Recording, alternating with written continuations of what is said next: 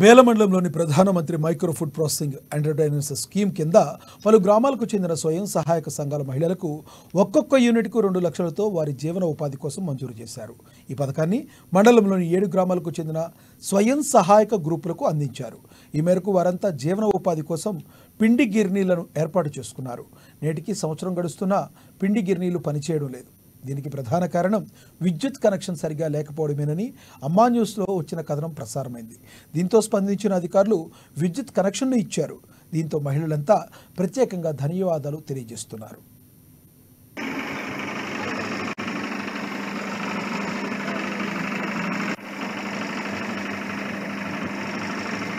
పోయిన సంవత్సరం నుంచి కింది గర్ని కరెంట్ లేక ఇబ్బంది ఉంది. ఇప్పుడు అమ్మా న్యూస్లు ఇంకా అధికారులు స్పందించి ఈ పవర్ పెట్టించిండు. అందుకోసం మాకు ఇది వచ్చింది. చాలా ధన్యవాదాలు.